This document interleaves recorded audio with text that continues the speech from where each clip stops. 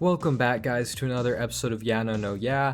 It is a special episode because we had a guest, Shandra, aka Filmforager on Instagram, longtime listener of the podcast and friend of the podcast. So it was a long time coming. We finally had her on, and the topic for this episode was quote unquote "She's Literally Me" characters. This is kind of a throwback to episode 4 where we did He's Literally Me, and so now we are finally doing the female character version of that. So a lot of interesting discussions. We learn a lot about each other, and it was a good episode, so hope you guys enjoy it. As always, keep an eye out in the description of the episode if you want to jump to a certain point, look at the timestamps. Also, don't forget to interact with the poll or questionnaire that we may put down if you're on Spotify. And we do have a Patreon, so if you want to support the podcast at any level, then that always helps. All the money goes towards the artwork that we do for each episode. And so yeah, hope you guys enjoy, and let's get into it.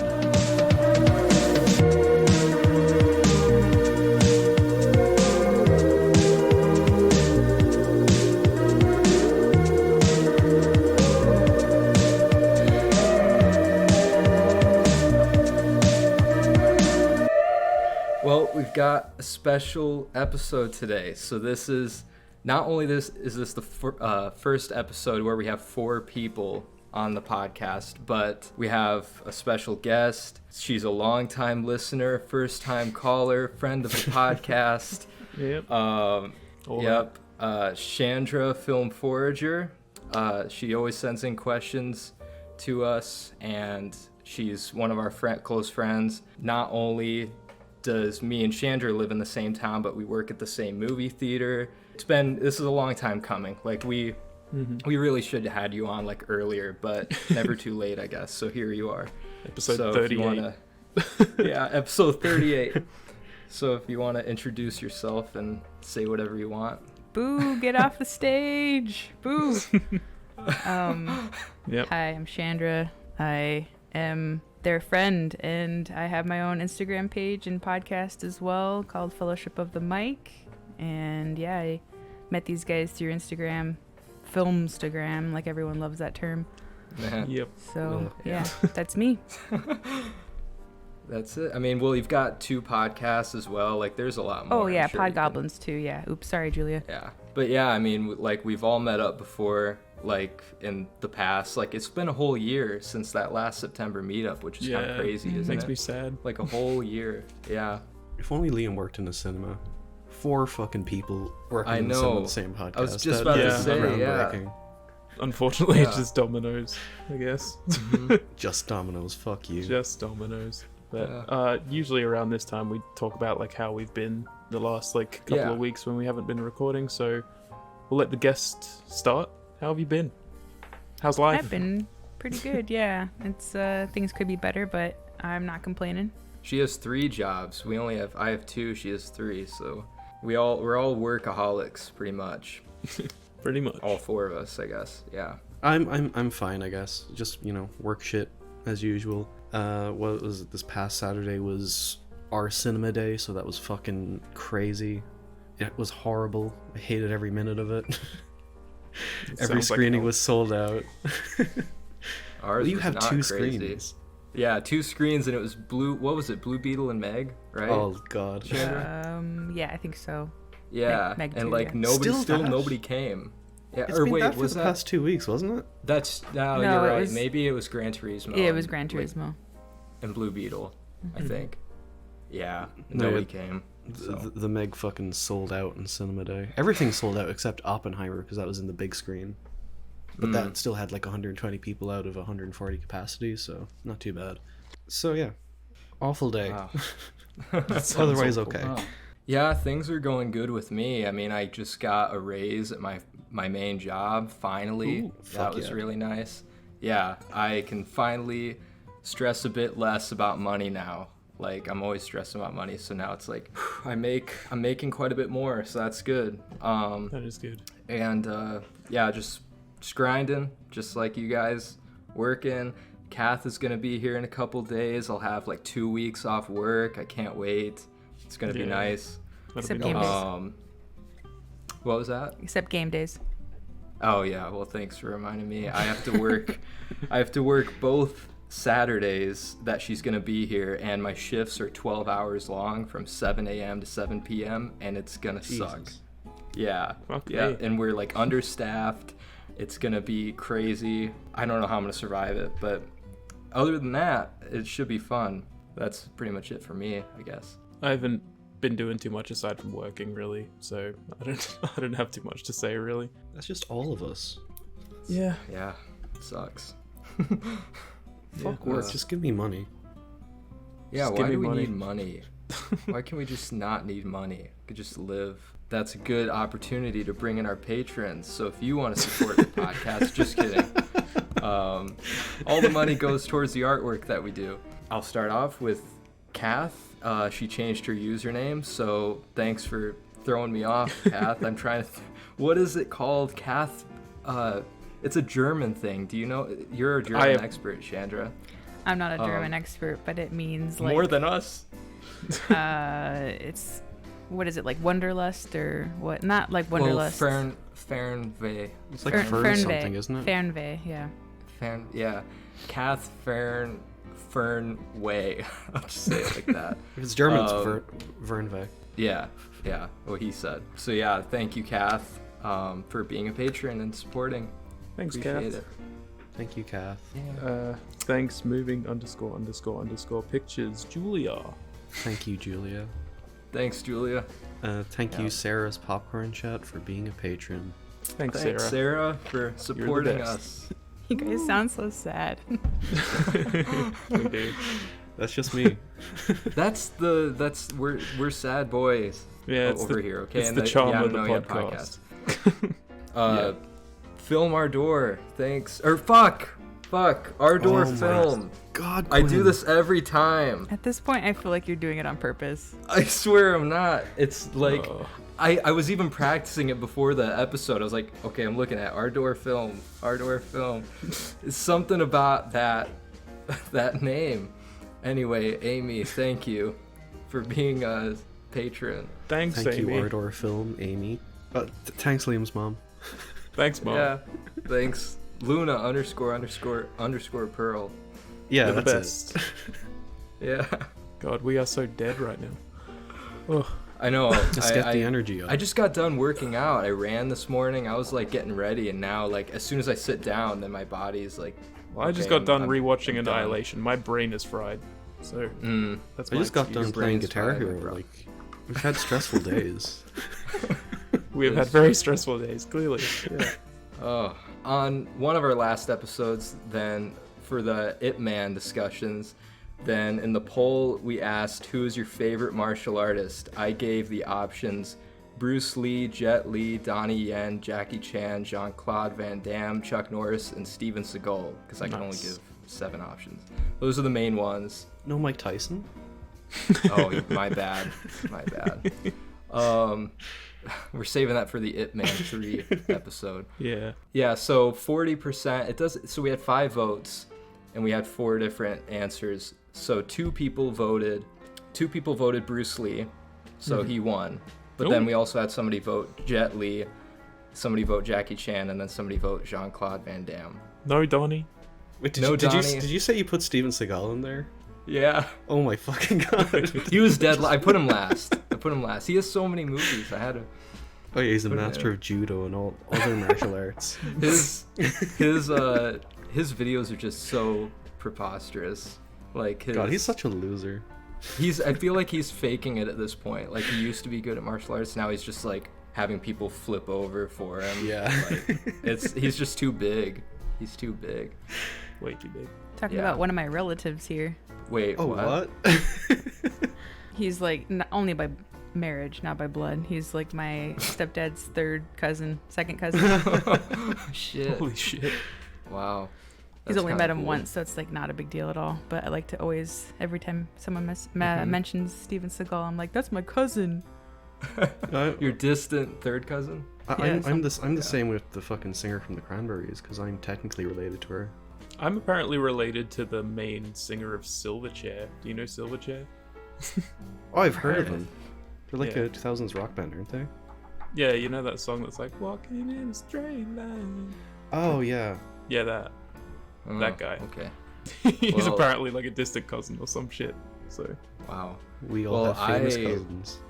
yeah. I was almost related to the sloth and Goonies. I don't know. No, I'm kidding. I'm not related to anybody. That you My know grandma danced with him at prom. I'll never not bring that up.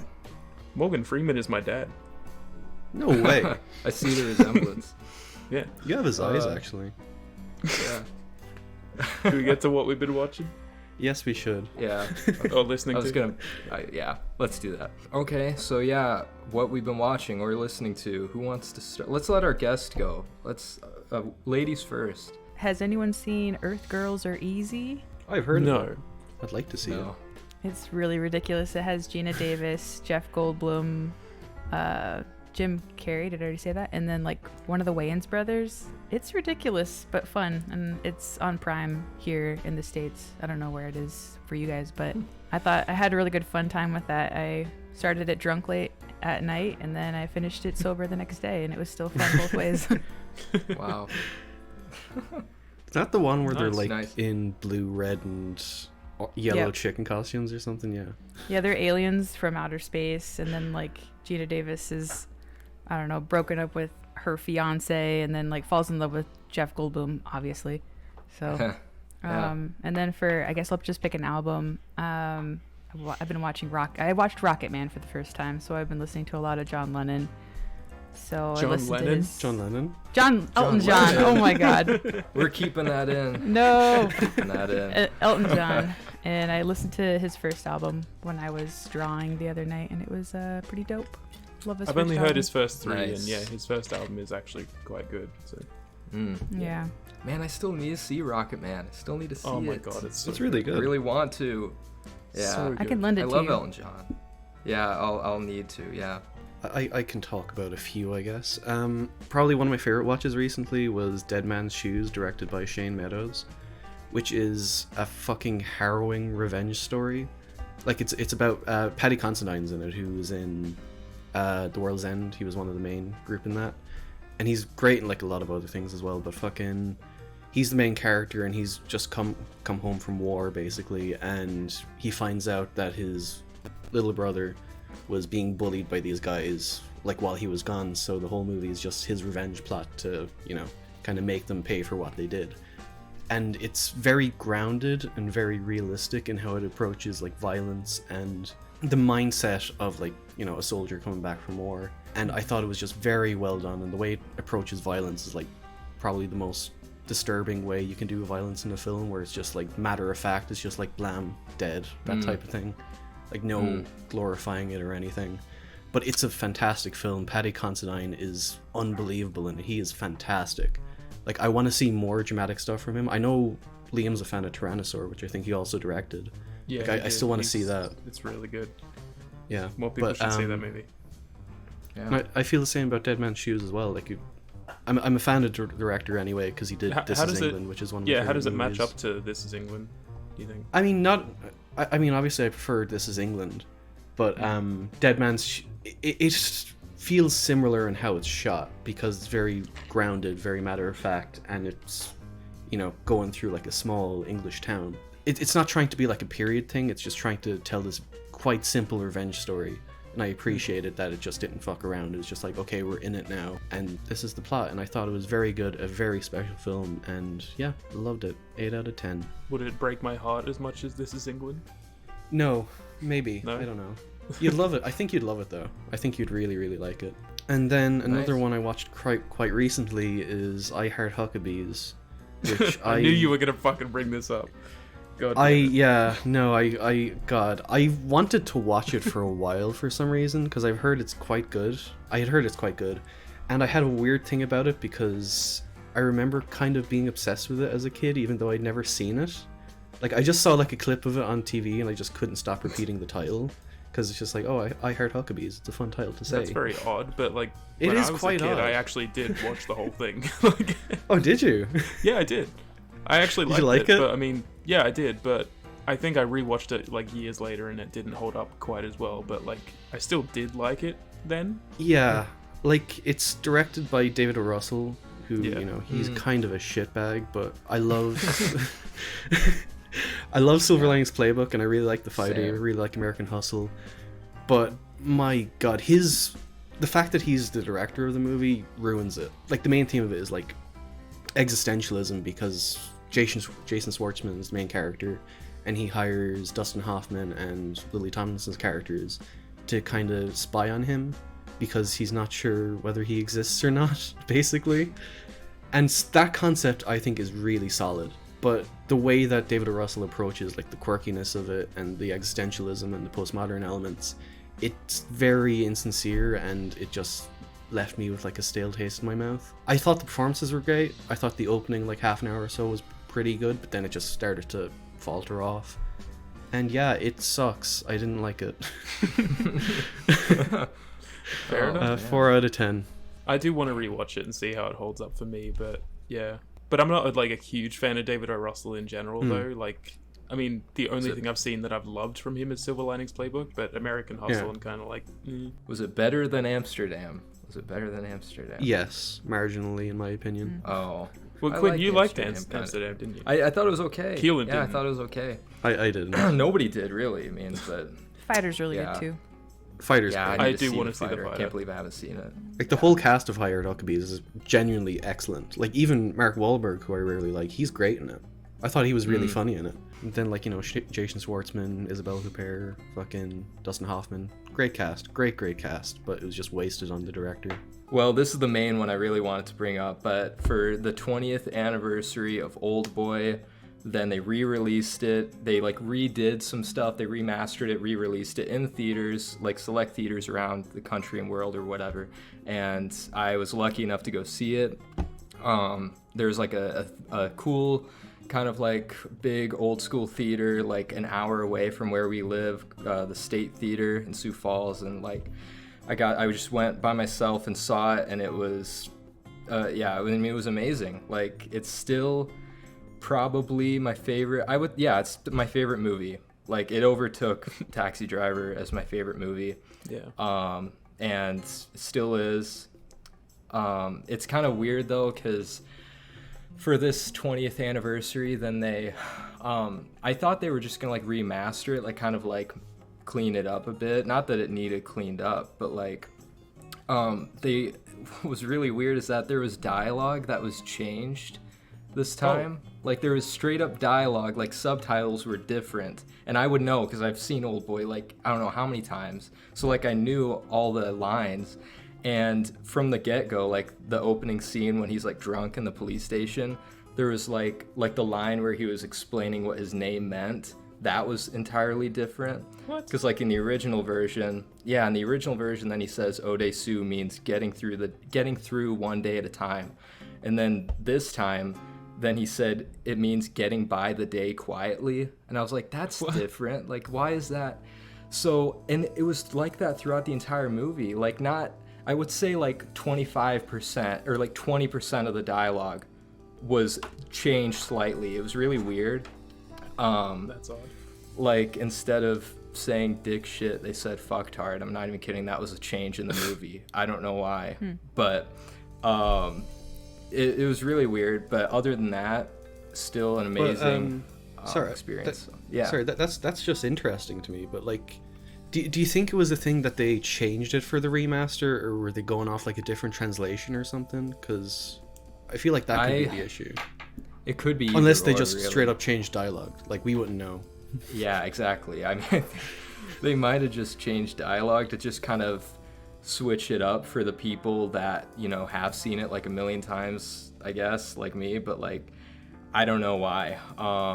I think the dialogue they already had initially was all perfect. It did not need change. Yeah. Like there was no dialogue in this where I was like, yeah, that's cooler than what they had before. But I mean, still a 5 out of 5. Like that didn't change it or anything. But yeah, getting to see it with a crowd was definitely cool.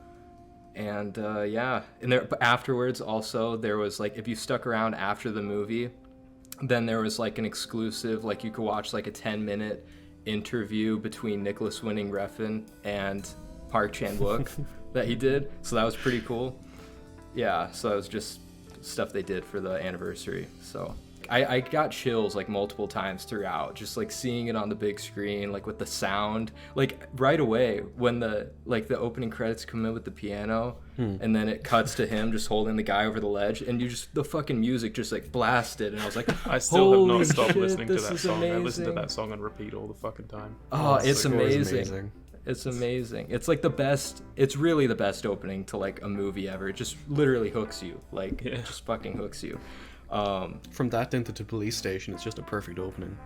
It really is. It is, and I had chills the whole time. So that was the most like special watch I had. And then I guess if I'm throwing another one in there, last night then I watched Henry: Portrait of a Serial Killer, because I'm starting my horror movies. I know we're only in September, but like I'm getting ready for my spooky season. And I finally watched Henry: Portrait of a Serial Killer, and I loved it. I thought it was just really simple but creepy and just like disturbing in a lot of ways. It really captures like the mind of a psychopath, I thought, and just like that was Michael Rooker's first performance. I didn't even know that. I knew it was a big performance from him, but I didn't know it was like his first movie ever. So I mean, he was great. He's awesome in it. Yeah, he really is. So that was it was just a nice little short horror watch. I could just see all of the future serial killer movies that took inspiration from it as I was watching it. Like little stuff like The House That Jack Built, or like whatever, just stuff like that. I was like, wow, like this is, I mean, it came out in the 80s, so it's not super old. Yeah, I think it's due a rewatch for me. I didn't really like it when I saw it. But you know, yeah, I'm a stupid person, so I'm a stupid person who didn't like it.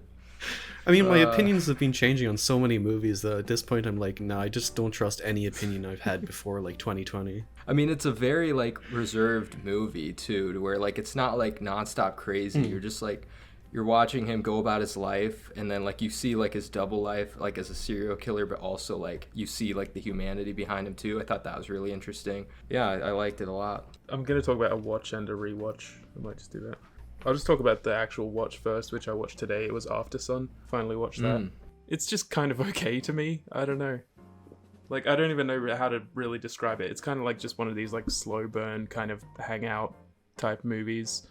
And it's one of those things where it like feels like they have some stuff like hidden under the surface, but like it takes so long for it to like actually get to the point of that or whatever that I just kind of lost interest as it went along. And like, I don't know, by the end I was just like, yeah, okay, like I get the idea, but it took way too long to get to the fucking point, so I was just like, whatever.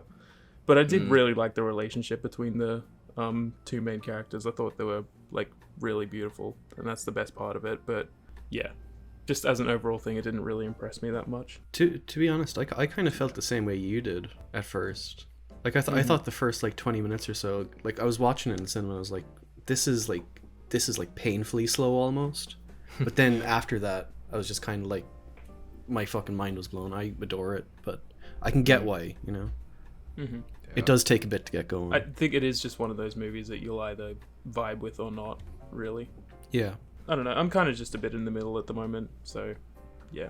No, that's fair. But it's worth a watch if you want to see it. And another one was a rewatch that I did of Ad Astra, and Jesus fucking Christ, how did I give this a 6 out of 10 and not a 10? Like, I don't get it. Sometimes a rewatch just really fucking does it for me, and like this one, like in particular, just blew me away on rewatch. Like, just everything about the audiovisual element of it is obviously incredible. Like, it's been that's probably the thing that gets praised about it the most, but like I can't stress that enough. It's just so fucking good looking and good sounding, and oh my god. But I just love the story and the themes that it explores, and I love Brad Pitt so much in this role. Like, it's just amazing, and it tells such a unique and personal and beautiful story.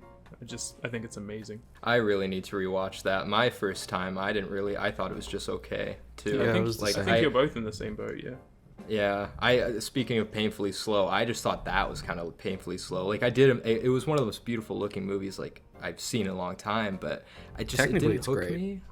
Yeah, technically it's like perfect. I mean, but like after seeing you slap it with a 5 out of 5, I'm kind of tempted to rewatch it soon. Yeah. Just me to see too. how I feel about it. I mean, Yeah. if you still don't get anything out of it, I would probably understand, like, honestly. But I don't know, I just love everything about how the story all came together at the end. Like, everything to do with, like, his relationship with his father and, like, how people perceive him because of, like, all of his involvement with all that stuff. It's just really, like, well put together and well written. I just love it. We shall get on to our mini topics. So, I have some really random topics. Like, one of them is only really, it only pertains to you and me, Quinn, because it's Okay. local news. okay. I'll just read the headline and then just it's really Oh ridiculous. gosh. So Norfolk is a town in Nebraska. It's only about an hour away from us. So Norfolk police pull over man with bull riding shotgun. Oh, I What? saw that. Really? Yeah. I saw a video of that, like the bull just fucking out the windshield. One of the I think it's like one of the bulls that people ride, or I don't know. I can send you the link, but Yeah, I it gotta looks see ridiculous. this. I didn't understand what you meant when you said, I heard a bull and shotgun, and I don't know why my mind thought to him riding a bull with a shotgun, because I thought that I could imagine that happening in the Midwest. Yeah. But no, this is equally as crazy. So Yeah, in the quote, the police captain said the officers received a call referencing a car driving into town that had a cow in it, and like people thought it was just gonna be like a baby cow, but it was an actual, like, I don't know, like a, what do they call, like a mounted bull head. Mounted bullet. My other one is just that you guys talk about AI quite frequently on here, so I just thought I'd We haven't in a put my while, two- actually. yeah, it's been a while. Well, I'm behind, so to be fair. I know you're. I think the last one was Secret Invasion, wasn't it? yeah, we talked about the Secret Yeah. Invasion artwork. Yeah. So, mushroom pickers urged to avoid foraging books on Amazon that appear to be written by AI. Oh shit. So, like, What? amateur mushroom pickers have been, like, buying these books to, like, get better acquainted with mushrooms and identifying mushrooms. Sample of books scored 100% on AI detection test as experts warned they contain dangerous advice. Shit. Yeah. That's fucked People are up. probably picking poisonous mushrooms or Shit. something. Yeah, Is- you guys need to be careful because I know, well, Micah goes to pick mushrooms. Yeah, but right? we're not So- amateurs. You're not like- buying. Yeah, you're not amateurs. You're veterans in the mushroom picking. But yeah, it's all Damn. just written by ChatGPT. I can't That believe they're fucking writing sucks. full-on books now. Oh yeah, I think books would be the first step, really, because it's probably Yeah. the easiest to do without getting caught, really. Books, songs, like song lyrics. I don't know, but with like published books like this, where are your references? Like, how does the robot reference the, you know, because there's in the, like, Exactly. the little book notes and stuff, and at the very end in the I think Index. if you put it into like ChatGPT or something, it does give you references. Like it tells you where you got it from, doesn't it? Maybe. I Maybe haven't you have tried. to ask it. Like, maybe you have to ask directly for that. Yeah, I don't know. maybe. But yeah, it's still scary, the fact that it's getting to that point. I guess I only have one topic, and it is. Wait, you actually very brought recent. a mini topic? Because it only happened like an hour ago. Oh, I know exactly what you're Yeah. gonna bring up. Oh, I'm glad you it's- are it's bringing it Lazy. Yeah. It's sad. I just forget about it. while We have going 2 about my weeks to daily. think I'm about so, it, and you I'm just so sorry. I'm so come sorry. right I'm at a the end. working man. I am a up. working The universe man. I'm just a threw working him a man. mini topic though an hour ago. The universe just brought him a mini topic an hour ago. So We should fire him. We really should. Fucking try it. Bring Shandra on instead. No, yeah. So like less than an hour or two ago, the lead singer of Smash Mouth died, Steve Harwell. Oh, Which I wait, thought what? was- I didn't see that. Yeah, yeah. Holy lead shit, singer's- really? it Yeah, that came out was- yesterday that he was in hospice care for liver saw that. failure. Oh my And god. yeah, today he passed away. Only in his Just- 50s. Only in Yeah, his he was 50s, too. 56, I believe. Yeah, 56. Wasn't he Man. kind of like going off the rails like quite a bit recently? Like I I heard that don't he was know. just going like nuts at concerts and like just doing weird Are shit. you thinking of the apparently. COVID concert? I might be. He was doing some weird shit around the time that COVID was happening, but I think he continued. Yeah. No, I do remember the COVID stuff, but it's just crazy just how many like public figures are like just dying recently. Like we talked Yeah. about it like 2 episodes ago. Now we've got another Yeah. one for the bunch. It's sad. Man. It's really sad. Can we all do a It group is. Shrek Retold watch in his honor? That's just the rest of the podcast. It's just Shrek retold commentary. Yeah. I need to bring that movie to everyone. Like, it's just too good. Maybe I won't nearly pass out this time. He was laughing that fucking much. Like, I'm not kidding. Oh, really? It was exhausting, but it was great. Yeah. But yeah, so Man, that's my only yeah, mini that's sad. topic. Yeah, Well, rest in peace, Steve That's Harwell. pretty horrible. Well, let's go to my... I have one, but it's like, I mean, I don't know how Yeah. much we'll have to say about it, but Only one, okay. You can do Liam. yours Only one. fuck Okay. off. I have more than you. Right? Well, I didn't know if Liam might bring this up. I don't know if you would have though, but because Probably you're the only not. person I can imagine bringing this up. Oh. But if anybody's seen it, the teaser trailer for David Fincher's new movie dropped. Oh, yeah. I figured Yeah. since we all like Fincher, so thought we'd bring that up. I think it looks great. I thought about I bringing think it it up, looks great. like, but I've talked to Keelan and Julia about it recently, and like, apparently everyone has watched the trailer except for me, and I'm like, I don't watch I haven't. trailers Oh. anymore. Really? Oh, well, good. I rarely watch trailers unless they're like on the TV at work or something, or else it's before a film. But I did watch the Killer one because it was only like a minute and a half and it showed absolutely nothing. Exactly. appreciate That's that. why I wanted to I bring just it up. can't. I can't for a Fincher movie though, because it's like it's fucking No, that's Fincher. fair. Like, I want to go in completely Yeah. blind. But, But from this what is like the perfect. Sorry, Keelan. I was That's just gonna okay. say this is like the perfect trailer though, because like it just Yeah. shows it's not saying anything, hardly anything in the trailer, and you're just seeing like cool shots of the movie and just like it hypes you up, and it really does look great, and it's not giving away. I still don't know what the movie's even about after watching the trailer, so I think the Very tone and excited. the rhythm of the trailer are fucking. Yeah. It's so good. It's I so saw fucking. I saw some shots and I was just like, man, like he's still implementing that like whole blue and yellow thing, like with the lighting and the props and shit. Like, I'm just like, oh my god, this feels so Fincher. I'm just so excited. yeah. Ugh. Shame he didn't do it in Mank, piece of shit. Hey, look, Mank is overhated as fuck, man. That movie's awesome. I love that I liked movie. Mank. I love Yeah. Mank. I need to rewatch it. But yeah, Killer looks awesome. I can't I'm wait. excited for Looks I think it'll be his best movie since Gone Girl. maybe since It'll Gone be Girl. his best since Mank, Probably. since it's a 10. I mean, he's only made Mank since Gone Girl, and then Mindhunter, Right. and I think I said. I House of think Cards. I said this. I think I said this Oh around yeah, the he time. had a little something to do with House of Cards. Yeah, I guess true. Around the time that Mank came out, I think I said this, but like the wait between Gone Girl and Mank was like the longest he's ever had. Yeah, and then my second mini topic. So the Pentagon has released exclusive UFO footage. I don't know if any of you guys have seen this. Oh, we're back to UFOs. This is legit. Oh what? Yeah, AI UFOs. We're doing it all today. Yeah. So I don't know if any. I'm probably the only person who's seen this footage out of us. I don't know, but yeah, you can look it up. It's like a black and white video. There's like you see a plane, but then you see this weird object go, and I don't know, you can't hardly make it out, but it's just acting really weird, like it's just moving all over the place, and like what the hell is it? So just look it up. Apparently they made like a what they call it, like a one-stop shop website for their UFO shit, like the Pentagon did. that. Yeah, the Pentagon. So who knows if this is real, fake, if they're distracting us from something else, or if it's legit. Who knows? Is the But- website actually like .gov? I haven't gone to the website itself, but I just saw the video somewhere else. There has been Let's- a lot of like UFO stuff coming out recently, and it's kind of weird, like how Mm-hmm. it comes out and then people are just like, okay, I think they're Yeah, just fucking exactly. with us. Maybe, maybe. but they're having like all these House hearings and like all these like Congress hearings. It's so weird. Like That's how a is nobody fucking else bird. talking about this? They're AI Wait, what? generated hearings. Are you watching the alright? video? They're trying to. I'm watching the video. Hopefully it's the same video, but yeah, it's like That's a black big and white, bird. like radar thing.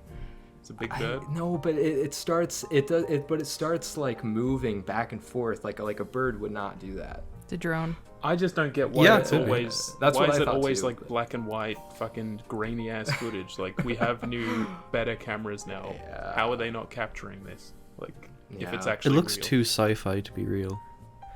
I get very skeptical when like UFO stuff is like fucking. It looks like something out of a sci-fi film. It's just like I don't think it would look like that. Yeah. Yeah. If anything, I'd more. The type of UFO I would believe is like a Nope. That's like the only UFO I probably would believe. That's just a stereotypical flying saucer, though. No, but like that's just, isn't it? I'm not gonna go. I'm not gonna go into no spoilers, but something like that. Looks like a big cowboy hat. That's what it looks like. It does, yeah. I mean, mark my words now. If something else comes out, I was saying right now that UFOs are... they're discovering UFOs, and this is... hopefully we're not going to get attacked by aliens, so... We will bring an alien on the Yeah No No Yeah podcast. We'll be the first podcast to do it. We already have one. We have Chandra. That's it. Nice. They're gonna go to fucking Joe Rogan or some shit instead of us. Yeah, true. Joe Rogan will be talking to the alien. Aliens talking to fucking Joe Rogan, Jordan B. Peterson. Oh god. I had this one mini topic that it was just something I saw that pissed me off a lot, so I thought I'd share it. There was this happened like a month ago, so it's a bit old, but like there was a YouTuber, still is a YouTuber, called Zavgirl, and she's from like a true crime podcast thing or whatever. What she did was eventually like managed to get her hands, like she was looking through like this case or whatever, but she managed to get her hands on actual like autopsy pictures of an 11-year-old boy who got killed. And Jesus fucking Christ. What she did was she put them up on her Patreon so that people could pay money to see these things. Basically, it is just something that like really, really fucking pissed me off because I couldn't believe someone could even think about doing that. And she, of course, backed it up with just saying that it's educational. People want to see this kind of stuff and all that, but like putting it behind a paywall is a completely different story. And I just got so pissed off at it, so I had to share it. But yeah, it made me really mad. Like, I mean, if the money was going towards like the families, and like that'd be fine, but like to her, like just to exploit the pictures, like that's pretty fucked up. I just can't get how someone can be that like desensitized to this shit that they can actually just do that. It's horrible. It's extremely morbid. I'm guessing like some people fucking paid for it. That's even more disturbing. Yeah, I can read you a statement that she put out about it. She said, "The reality of the situation is that different people feel differently about this. Some people genuinely think making a video including the autopsy photos is bad, and I respect their opinion and feelings," she wrote. "Other people, like myself, think it's autopsy photos and the coroner discussing/explaining them as interesting and informative and are able to view it all in a more scientific, detached way. It's just one of those things where it depends on the person." Yeah. It's just trying to profit off gore, really. Yeah. I feel like you could probably get sued for that. There's like a lawsuit probably out there for the. I mean, there's got. I think it is in process with them because, the family were certainly not happy about that. Yeah, seriously. Wow. Okay, well, let's get on to the main topic. So, when I invited Shandra to be the guest for this episode, then I let her choose the main topic because, I mean, she's the guest. She can choose. So. She brought up the fact that in the past we've done an episode called He's Literally Me, and in that episode I think I must have made the joke like we need to do a sequel, which is She's Literally Me. So now we're gonna do it. Yeah. So this was way in the past, I guess, like episode 4. Way in the past. Yeah, so 30. Nice one, Liam. It was episode 4. Thank you. Yeah, 30. You're welcome. 34 proud of episodes you. later. So 34 episodes later, we're doing the sequel, and I guess I'll just like explain. I mean, check out our He's Literally Me episode if you want to understand more. But a long story short, there's this big meme trend on the internet. I think a lot of people take it as a joke, but other people take it literally, which is the whole literally me trend, to where they take characters, mainly kind of like weird, dark, edgy, very like distinct characters, and like they apply them to themselves. And like I said, some people kind of do it as a joke. Other people really do think they're like the guy from Drive or whatever. So, it's like, I don't know, it's just this weird thing. And the She's Literally Me thing it's not as big, but like there is definitely a lot of, I looked it up, and like there's a lot of memes and shit and characters out there that people bring up. So not enough, I'll say. I don't think there's enough. Yeah, not enough. Yeah. Yeah. Where's the Enough girl what, sir? bosses at? Oh yeah, Where's no, the girl exactly. bosses? Where are they? I don't know. But hey, we're all about gender equality on the Yano no Ya podcast, so we got to we got to do the sequel. So thank you, Shandra, for bringing up this mini topic. Yes, that's something I've preached the whole time I've been on here. We are proud feminists. I did re-listen to the He's Literally Me episode because I wasn't on it, and you did say that we had to do this at some point. So Yeah, 34 episodes see? later, let's do it. 34. I stand by it. Yeah. Are you, Keelan, So- have you listened to any of the episodes with you yet? I've listened to bits of them just out of curiosity. Ah. I still hate my voice, but You have to just get used to it, because, man, Yeah. they're good episodes. But yeah, before we get into what, like, we chose our own female characters that we think are literally me. Not, I mean, at least close enough. Like, it was really hard finding some, I'm not gonna lie. Personally, I don't have, like, that many that I relate to me personally, but, like, I did write down some that, like, I can see as relatable. Like, Yeah. like, I can see other people relating to them more. But yeah, I- like, in terms I of for me, actually it's not, tend like, to- a huge amount. I think I've told Liam this, but I tend to relate to female characters more in film than male characters, which is weird. It's just something that Bullshit. happens. Just like it is. No, it's true. You're just trying to pander to our guests. I am No, not. It is I'm the the truth. opposite. I'm pandering to you guys then, because I relate to guy characters more than girl characters. Okay, fair so. enough. Look at We've got a that. balance. Look at that. We're in 2023, Liam. We have to be open-minded to this stuff, okay? Quinn, We- this is you we're talking Gotta- about. What's that supposed to mean? You have plenty of male characters you relate to. In It terms of was male really hard. characters, I relate to I relate to the Driver, Joker, Lou Bloom. No, you Just don't. start making this up. Just off the It's all top the of my head, psychopaths. Yeah, no. the Terminator. Yeah. Sick.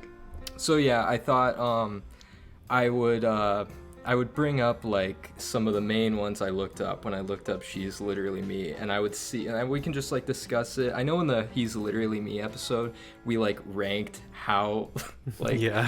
what's the worst character, who's the worst fucking person out of here to like the least worst. We can do that if we want. Well, but I'll just name off. So I looked up She's Literally Me, and so the ones that popped up, you got, I can't even think of her name from the movie, but you got Florence Pugh from Midsommar.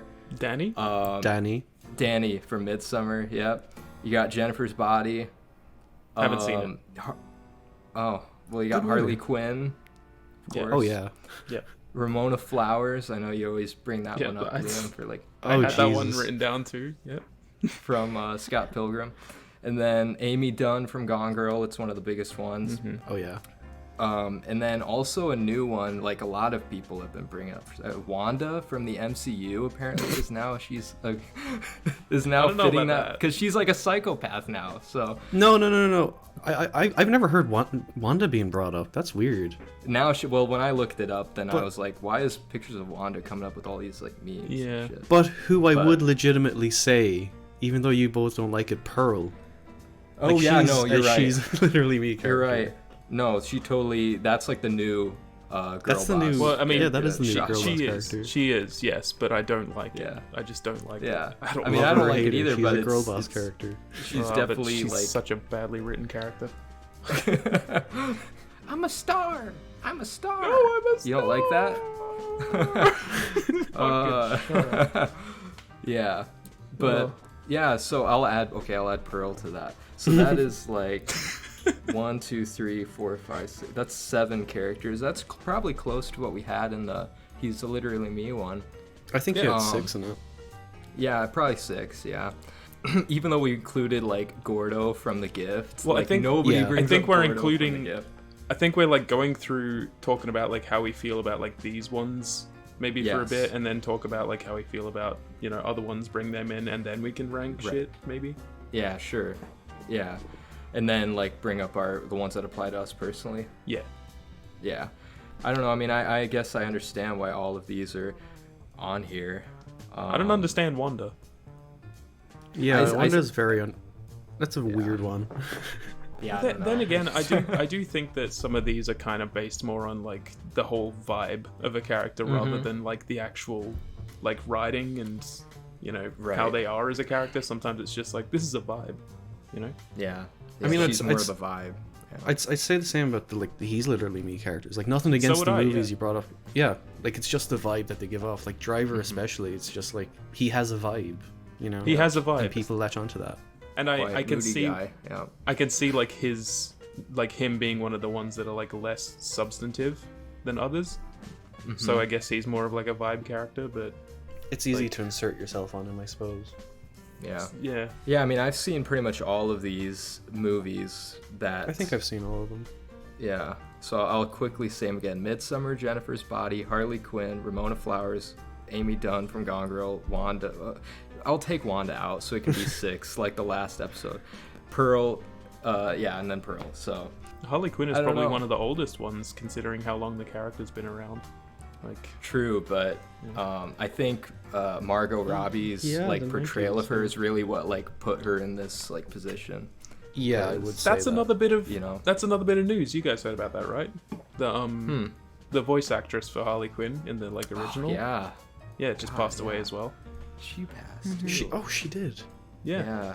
Another rest in peace. And I've been like That's sad. I've been rewatching some of like Batman the animated series kind of recently too, and like yeah, she's a great part of it. What about Ramona Flowers? Is like I haven't seen Scott Pilgrim in a long time.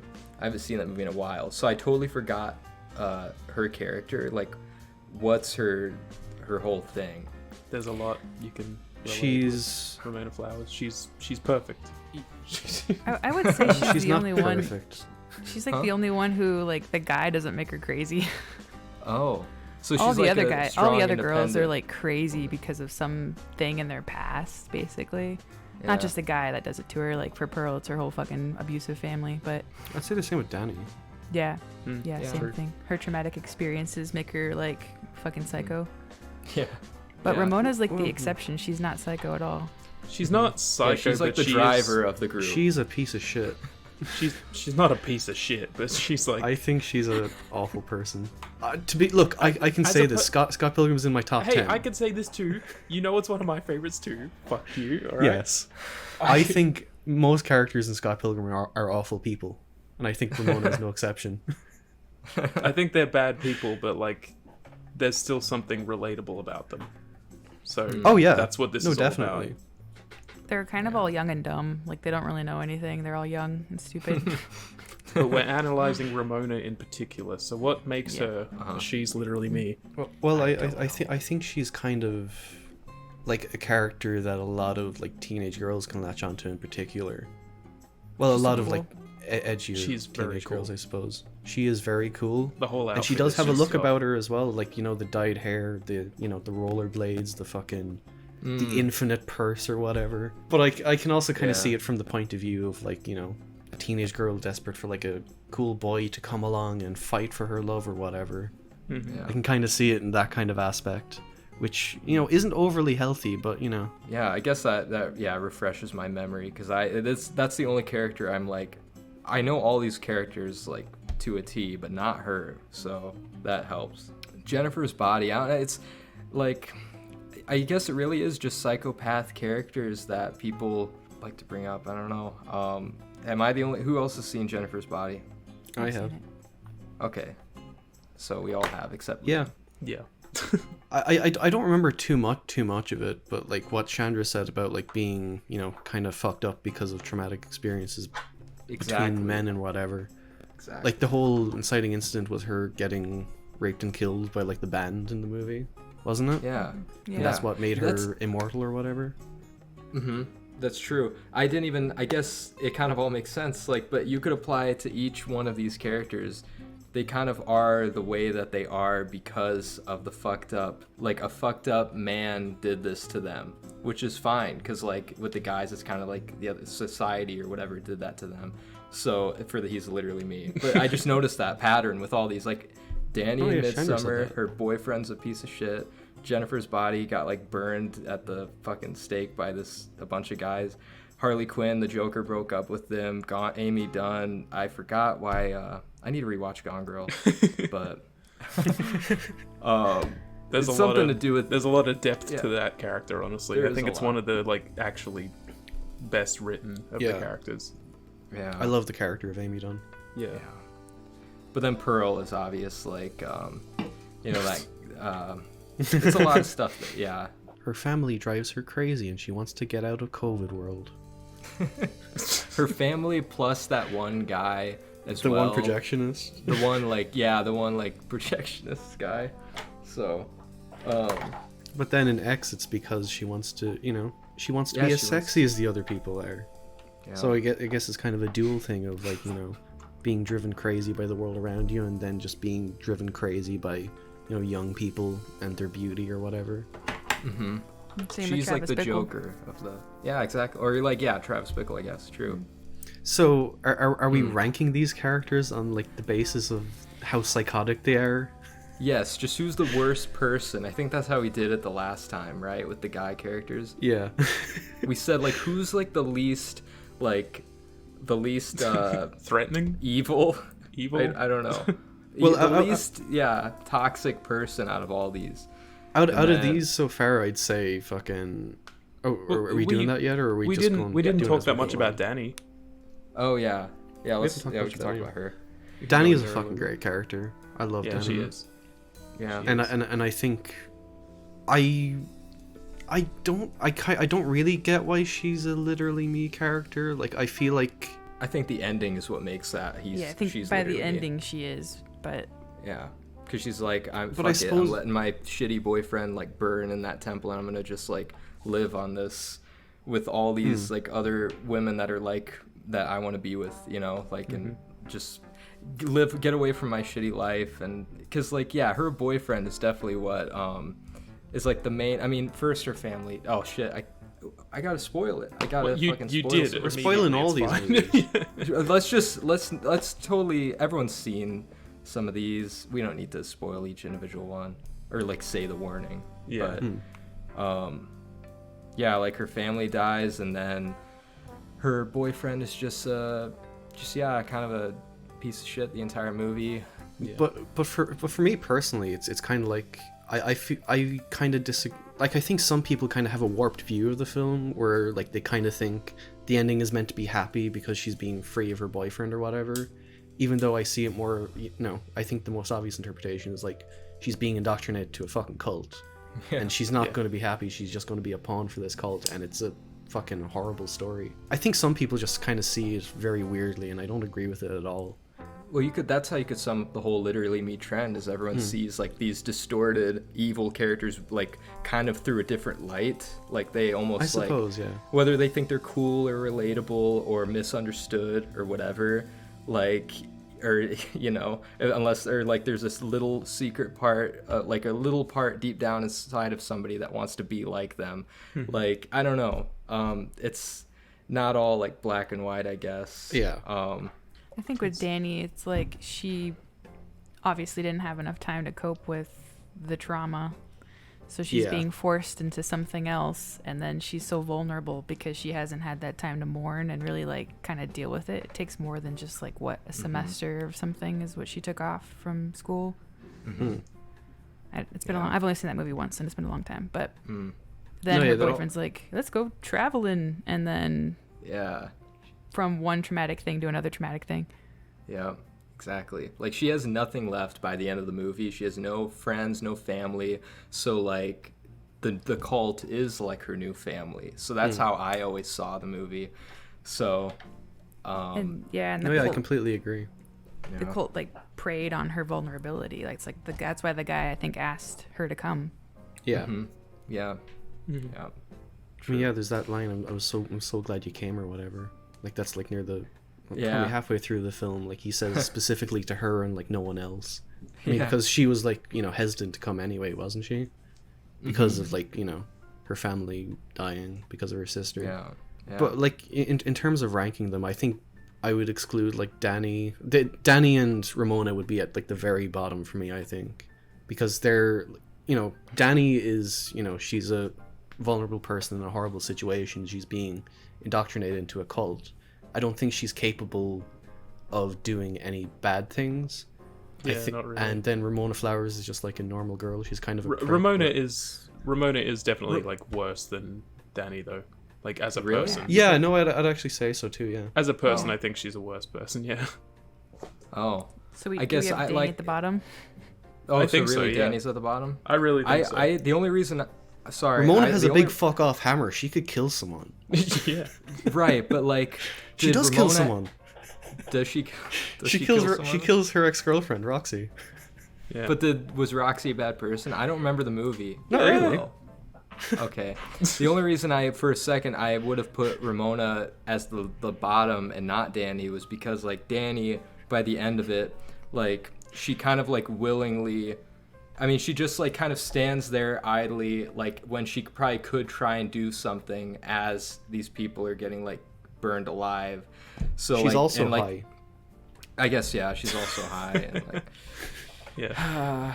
She I don't she know. drank that psychedelic juice while they were doing like the tent pole dance. Yeah. Yeah, I'll agree with you guys then.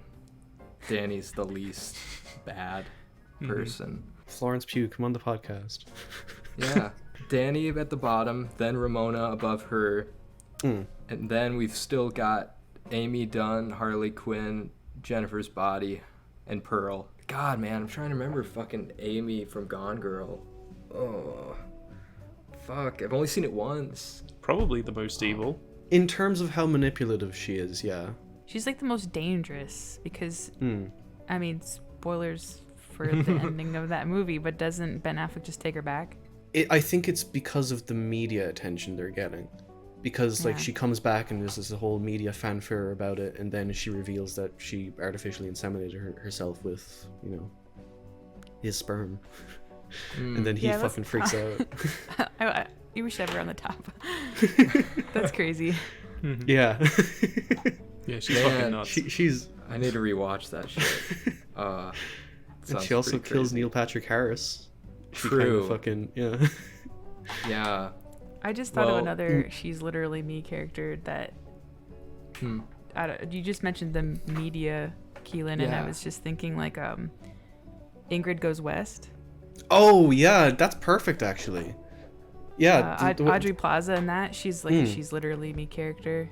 Oh. yeah, and it is kind of like a modern She's Literally Me character where she tries to have a parasocial relationship with fucking Elizabeth Olsen's character. Yeah. So it's a modern one. It's a She's Literally Me for the modern age. I actually did have like three. There was three other characters that I wanted to like lump in with these, but they weren't a part of the main like group when I looked it up. But I also thought of like Anne Wilkes from Misery. I thought of her. I thought of Sharon Stone from Casino because girls love to fucking idolize her. I think she's a terrible character, but like people are like girl boss, but like she does terrible things throughout the movie. And then I only threw this one in for Kath, but I threw in Orphan, the girl from Orphan. I know you'd appreciate that, Kath. Hey, if you watch the second Orphan movie, she's kind of turning into it, literally me. I haven't seen the character. second, but the first was enough for me, probably. I know in Yeah. the second one she tries to go after the dad, doesn't she? Yeah, I think so. I thought she tried to do that in both. She has like a Maybe. thing for the dad. I haven't seen either of them. The important question is, did Kath say that she's literally me? I don't think she's ever said it, but she does have a Spotify playlist called "She's Literally Me," which I've never looked at. It's kind of crazy. So, I mean, from what I know Yeah. about Orphan. yeah, true. I hope she's not literally her. But no, we can focus on the six people we got. with Harley Quinn, Mm-hmm. I guess no, I she's would put kind of her like unique. above. I put her above Ramona Flowers. Like she's bad. I mean, she but, is a like, villain, so yeah. She's at this point DC's trying to make her like an anti-hero though. Like she's only killing bad people as well. I'm just talking She's about not the just like killing core character. basically. Oh. Yeah, just the core character of Harley Quinn. Oh, I mean, I'm specifically imagining, like, Margot Margot Robbie's Robbie. one. yeah. She is more of an anti-hero, and that's because studios are too fucking stupid to try and make villainous characters actually villainous when they're the main characters in the film. But either Yeah. way, no, yeah, like I can kind of see how she's literally me character, since, you know, she's crazy and she's kooky and she has a style about her. Mhm. Yeah. And you know, I do enjoy Margot Robbie as the character. I think she's fun as her. Even in the fucking first Suicide Squad, she's like the one bright spot of that movie. True. The Joker broke her heart, so that's why she's the way that she is. I mean, and yeah, like when that first Suicide Squad movie came out as well, like I could not stop seeing Harley Quinn merch. I've never seen so much fucking it was superhero merch in my life. It was crazy, and it was specifically Harley Quinn. Like none of the others, not like fucking Bloodshot or Killer Croc or anyone. yeah, people didn't care. How about the man who can climb anything? Oh, fucking Slipknot. Yeah. I said Bloodshot. I meant fucking Deadshot. Don't bring up Slipknot. Yeah, I was about to say, don't bring up Slipknot to Shandra. Do it. I can go on. Yeah. Is Corey Taylor a He's Literally Me character? Different Slipknot, but yeah, true. He is probably. But no, yeah. Harley Quinn, I think she'd I think I'd put Jennifer above Ramona, and then Harley Quinn maybe. I would almost do the other way, really? Honestly. Yeah, I mean, I don't know, because yeah, I mean, doesn't Jennifer just go after? I've seen the movie twice, and I'm trying to remember, but like, doesn't she go after? So. I thought she went after people that even had nothing to like do with her, right? Yeah, because she was like a succubus. Yeah, so she's basically a demon. Like she turns into a fucking demon. And so I guess she's the fucking the worst one. Yeah, so that's like the embodiment of evil. Like she turns into the embodiment. She's a demon that kills people. So, but you'll never really see that from the She's Literally Me crowd, because I think I've only ever seen like the gif of her burning her tongue. Yeah, that's the only one. Which is fucking sick. See. Yeah. That's a cool image. But in terms of her being a demon, yeah, she's pretty fucking bad, I suppose. I didn't whether consider she that. Help it or not. Yeah, whether she's a succubus. So she's like the only supernatural one out of all of these people. So I would say she's at the top. That's just me. I'm putting Jennifer at the top. She turns into a demon, so. I guess it's hard to argue with that. It's kind of hard to argue that, yeah. I would then put, honestly, I don't know about you guys, but I would put Amy Dunne probably like right below her, even above Pearl. I don't know. But with Amy, like with Pearl, like as far as we know, she's only had like 2 killing sprees, like fucking 50 years apart. Only 2 killing sprees. Only 2, like come on. Give her a break. Give a girl a break. But Pearl is like a product of like what all these characters and like society has done to her, rather than like, I think Amy Dunne does this stuff maliciously and like meticulously and manipulatively, you know? Oh, yeah. Like she's like actively like a terrible person, but like Pearl is just like, she's like basically the Joker. She just snapped because she had like one too many bad days, I guess you could say. So I would say that, yeah, I mean, me personally, I would put Amy Dunne below Jennifer's Body and then Pearl right below her. I don't know about you guys, but no, I'd agree, even though the body count is like way different. Yeah. But like with what Amy does in the movie, it is like horrific stuff. It is horrible. Yeah, it really is. So I guess, do you guys agree with this ranking then? We've got at the top Jennifer's Body, then Amy Dunne, then Pearl, then then Harley Quinn, then Dani, and then Ramona Flowers? Yeah, sure. Let's go with that. All right, now we can actually get into not psychotic characters, hopefully, and who we relate to, like female characters that you could say are literally you, or at least you find relatable. They don't have to be like literally be you, but yeah, who wants to start with our guest? Okay, so can I just name the movies quick before, like, just in case, so I can figure out if any of you have seen any of these movies? Sure. Go for it. Okay. I have a character from Fried Green Tomatoes. Haven't seen it. Haven't seen it. Okay. I have a character from Miss Congeniality. I have seen it, but a long time ago.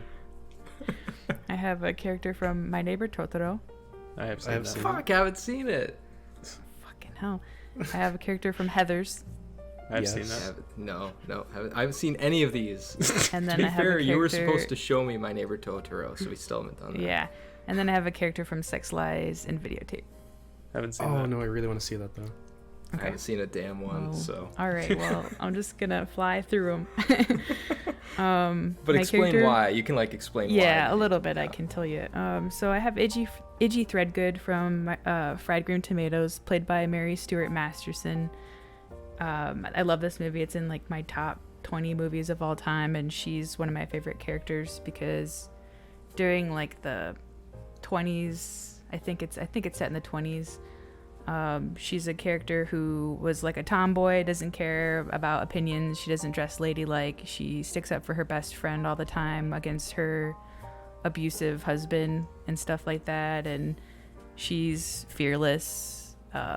She like jumps trains and goes near like huge beehives just to get honey, like right just to like she's just like so cool. I love her. Shandra's And out then- here jumping trains. Yeah, I Sounds mean, known. she's like my, like, I'm not gonna say the word spirit animal because that's fucked up, but she's like totally like, she's literally me. I wish I was her. Yeah. And a lot of people like think that Idgie Threadgood and the other character played by gosh, who's the chick from Weeds? Mary Jessica Parker. Yeah, something like that. Yeah, I think so. Yeah. Hmm. That's the other main character, and they're like best friends with each other. Obviously, I already said that, but a lot of people confuse them being like a lesbian couple, and maybe that is the case in the book, but I don't see it that way. I think she's just a really protective best friend, and yeah, that's one of mine. Yeah, to bring it back to what Liam was talking about earlier, I really related to Sophie from After Sun. I don't know if all of you have seen this, so I'm not going to go deep into why, but like I feel like the character reminded me quite a bit of like what I was when I was young. And there's an element of the film that just fucking broke me, like the way she's witnessing what her dad is going through, basically. I kind of found that like heartbreaking and kind of relatable because I kind of went through a similar thing, I suppose. But like more on a surface level, like I kind of felt like the film was a bit nostalgic for me because the whole film is them at like a Turkish like holiday resort type thing. And you know, I'd be, you know, going around making friends with like older kids and all that, and you know, it kind of brought me back to those days. But then the added element of the father just kind of solidified her as like, you know, I fucking relate to this woman a lot. Like not so much as she, because you do see her like as a grown up like at the start, but with what she's going through in the holiday resort section, I thought, you know, I resonated with a lot of it. Well, I've got a few, but yeah, I'll name one. I tried to rewatch some movie. Like I said, it was really hard for me to think of female characters because I don't relate to a whole lot of them. But I did, after rewatching Lady Bird, I can say that I see a lot of myself in Lady Bird. The basic shit, like the obvious stuff, like we both went to a Catholic school, whether we wanted to or not. We were there at a Catholic school, and she even had a cast on her arm in high school. I had to have a cast on my arm in high school for a bit.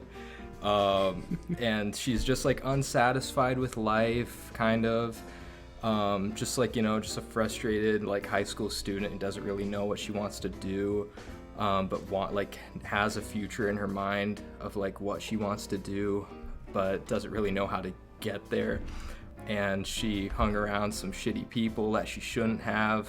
I could probably say the same thing for sure, growing up in high school for sure. She like would try and like fit in and act like somebody that she's not, but then ultimately in the end kind of like accepts who she is after she finally kind of goes off on her own and grows up. So yeah, I don't know, I'm not like literally her, but I definitely like see some relatable stuff in Lady Bird, I guess. No, I agree with most of what you said there. I do relate to Lady Bird a lot as well. Yeah. And in that sense, I didn't pick her, but I'd also lump fucking Haley Steinfeld's character from Edge of 17 in there. I think that is an embarrassingly relatable film. I need to see that still. I need to see it. One that I wrote down for myself was I didn't write down the actual name of the fucking character, just the movie for some reason. Her name is Julie. Yeah, Julie from The Worst Person in the World. Wow. Yeah, I mean, I think she's a extremely relatable character. She's just one of the most like down to earth, like human characters ever. Like, I think, like, I really love the way that she like views relationships in the film, and I think it's like kind of similar to the way that I do. And I think that she's just a really like deep and complex character that has a lot of different emotions that I just seem to latch onto myself. So I don't want to get into like spoilers or anything if no one's seen it. So I still need to see it. Yeah, I still gotta see it. It's really good. You've seen it, Keelan. Shut up. We saw it together. We did. My next one is May from My Neighbor Totoro, the little girl, like this, the smaller of the two sisters. I'm wondering what makes her relatable. Yeah. She was very much like me as a child, and I had an older sister, and it was just me and my older sister. So whenever, it was like a comfort watch for me growing up, and it still is to this day. Like, kind of really the only reason I kind of, I don't know, relate to her is the dynamic that she has with her sister. Like, her older sister and her, like, the relationship really makes me feel like I'm May of the two. And I can't even remember the older sister's name right now. But yeah, she's just like cute, and she screams when she's happy, and she's adventurous, and she goes off into the woods and tries to find one of the Totoros, the little small ones, and then just ends up taking a nap with him.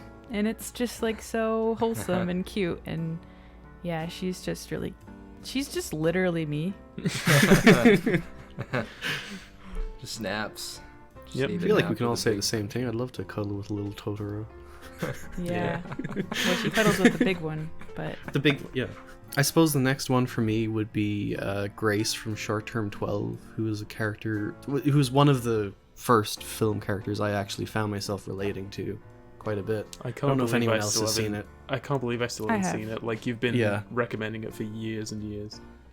Yeah, no, I really want to rewatch it at some point, but like I kind of saw a lot of myself in her when I watched it, in terms of like I don't really want to get into spoilers or anything, but like the way she kind of she feels like she has a lot of good to give to these kids, and she's trying to impart herself on them, trying to make them feel better, but she's also dealing with like her own personal struggles. And I feel like I relate to the way she thinks in that kind of aspect, and also some of her coping mechanisms I've also kind of been through myself. So it is a deeply personal character to me, and I don't know what much else to say without spoiling it, really. But yeah, I do relate to Grace from Short Term 12 a lot. I think she's a great character, and I see a lot of myself in her. Yeah, so I guess staying in the trend of Greta Gerwig characters, You relate to Barbie? Yeah, I relate to Barbie a lot. I relate to Barbie. Weird Barbie, or? Yeah, no. No, not Barbie, and I still have not seen Little Women, but I put Frances Ha just because, you know, she has a lot of relatable qualities, I think. Like, she's a really fleshed out character and has, like, I'm sure a lot of people could see little bits of themselves in her, but just, like, a few things I jotted down. Like, she's really impulsive. Like, I try not to be as impulsive, like, you know, just like, not thinking things through, really. But that's just one thing about her. Then she yet again, like Lady Bird, she doesn't really have like a plan for the future. So it's not really a quality I like to have. I'm trying to figure out a plan, but she just wants to have a good time, hang out with her friends, and she kind of just jumps from job to job and just like tries to live in the moment. I don't know. I think we could all be a little more like Frances from Frances Ha. So yeah, perhaps. I don't know. Not as relatable as Lady Bird for me, but I just, like I said, it was hard picking characters for this. So one I'll go with is a movie I know that you've all seen, Victoria. And yeah, the central character, Victoria. Yeah.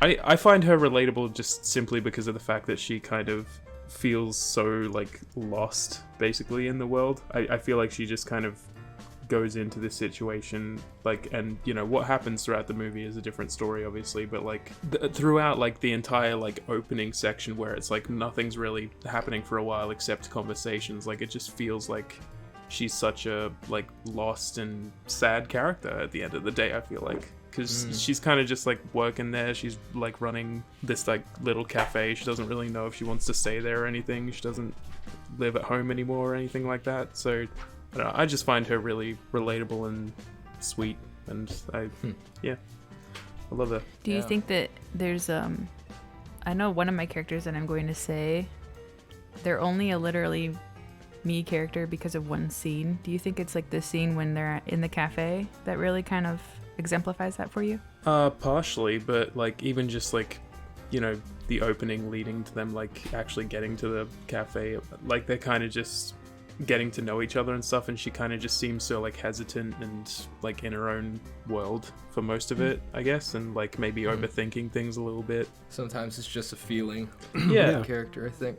I can't explain it. I don't know. I was going to say Veronica Sawyer from Heathers, played by Winona Ryder, but the only reason why I would say she's on my list is because when I was in high school, I wanted to be a part of the like clique popular group. But then when it was, not that it did happen to me, but after seeing this movie, I'm like, okay, never mind. I don't want to be a part of that group because of all the shit that goes down in that movie. Yeah. And like, you know, dating the Christian Slaters of the world, bad biker boys who lead you into trouble and, you know, stuff like that. But at the end, when, not going to spoil the movie, when that all happens and she just wants to watch movies instead of go to prom with her friend, I'm like, that's me. True that. So Lady Bird too. Yeah, But true. they go to prom though. Oh yeah, they do go to prom, but also similar to hanging out, like trying to fit in with the clique in high school. Lady Bird tries to do that, and then you end up hanging around douchebags like Timothée Chalamet. So yeah. Don't do it. Quick question, Shandra. Have you seen the Heathers TV show? No. Don't. I think you're gonna bring it No up. problem. Don't do it. I had to. Is it bad or good? Very fucking very good. painfully bad. Okay. I did a review of it. It was so fucking bad. I don't review shows that often, but that one, oh my god. We stuck through it together, like- buddy. Don't worry. Something that you shouldn't fix. I mean, it's not broken, so why are you trying to fix it kind of thing? Like, it's a Yeah. perfect movie. Yeah, it is a perfect movie. I agree. A small one that I do relate to, and I won't talk about it much because I know Liam hasn't seen it. At least I'm not sure if kind of Shandra has seen it. But Diane from Mulholland Drive, played by Naomi Watts, I relate to her quite a bit, and it only dawned on me on like my last watch of it when I watched it like on film in the cinema, and like there was points where I was just like overwhelmed by how fucking emotional I was because of it.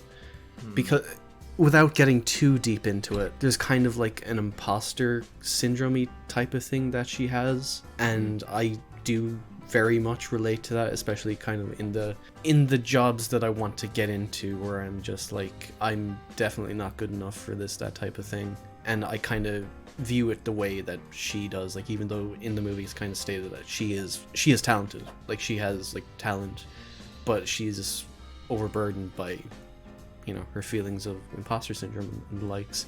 That's like kind of surface level of it, like there's more to it, but mindful of spoilers and stuff. Yeah, and I have don't seen re- that. Julia took me to it, and she hates that I don't like that movie.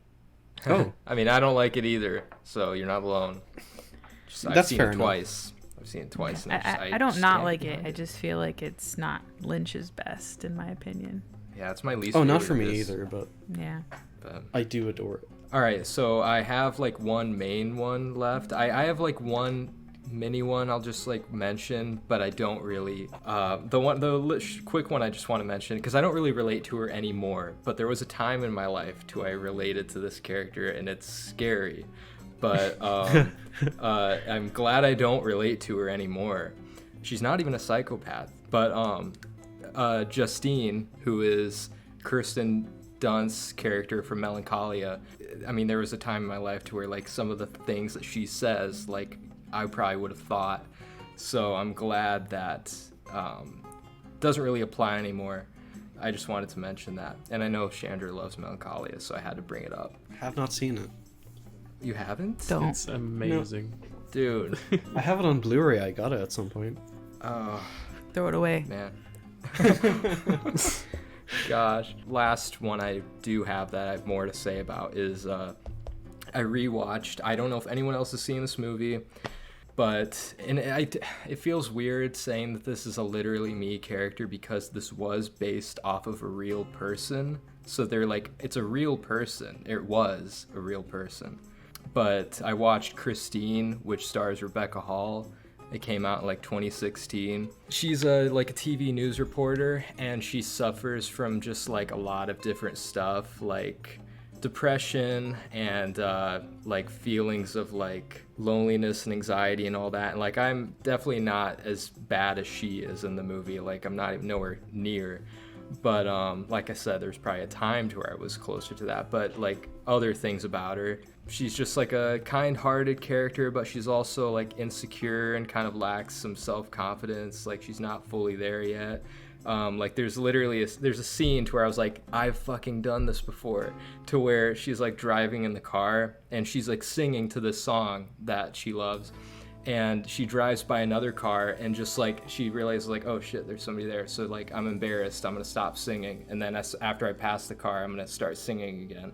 Like I hate that I do that, but I just do that. So I was like, damn. And then she's like really hardworking. She just wants to like work her way up, despite just like the higher powers that be and like the job she has of letting her get to where she wants to be.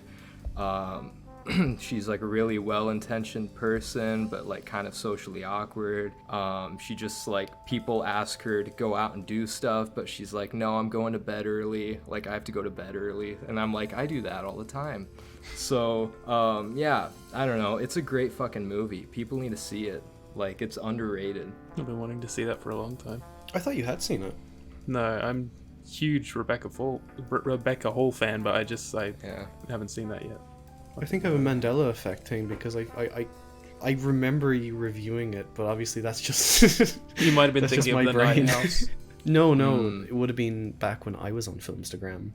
I don't know what that was. I don't know We either. reviewed the John Carpenter Christine. Just kidding. Yeah, I didn't definitely. review that. That sounds like me. I am literally a car. I'm literally that car. Fuck's sake.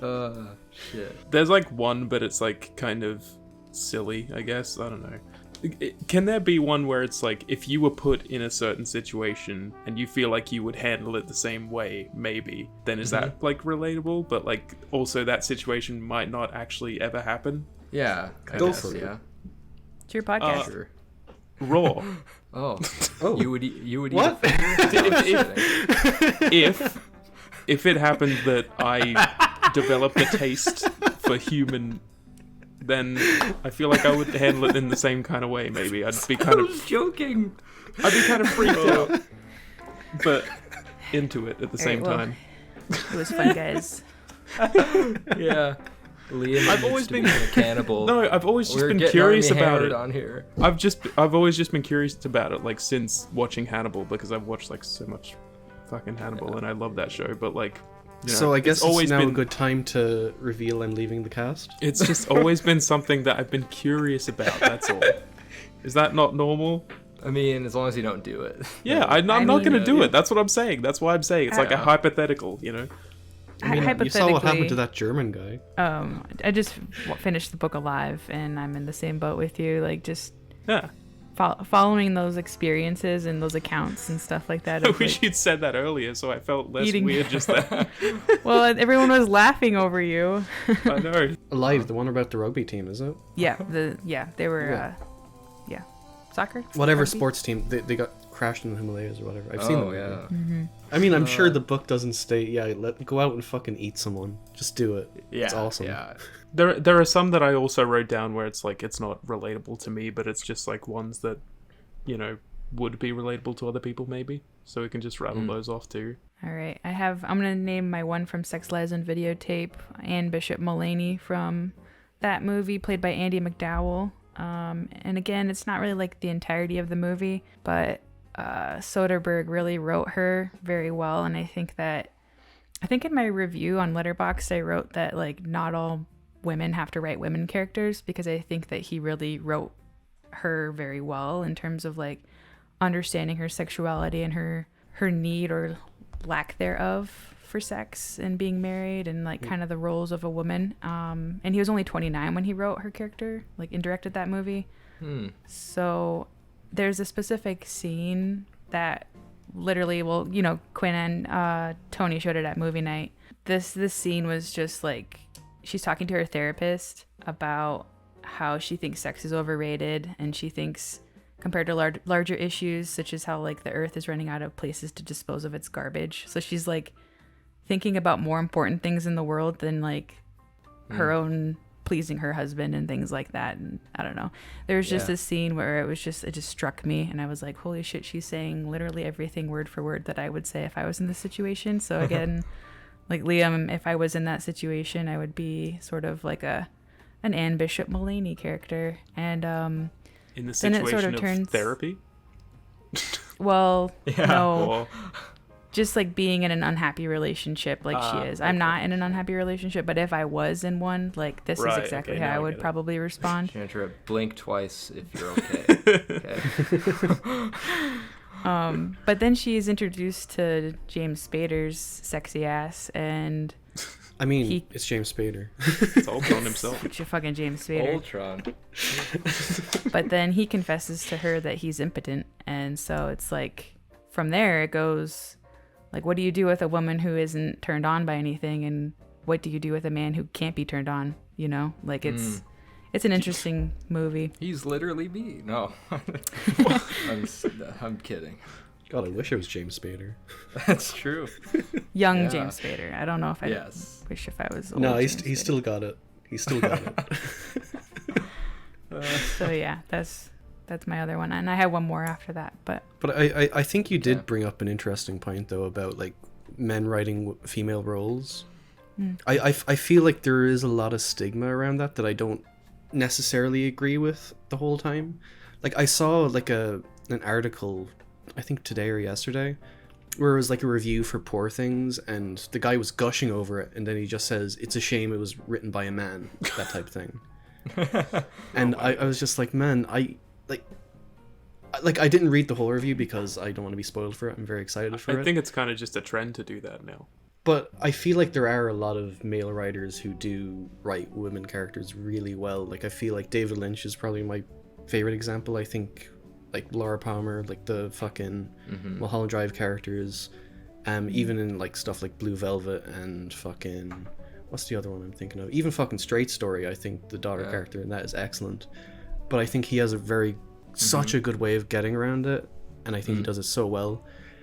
But yeah, no, I just feel like there's kind of too much of a stigma against that. I do agree with some criticisms, because there's some female characters that are just like, ugh, they're just written by men, where it's kind of like they're trying to appeal to their own fetishes or whatever. Like, like whenever I watch a Rob Zombie movie, he writes women the worst. Like, he writes them like they're literally all just sex objects in every one of his movies.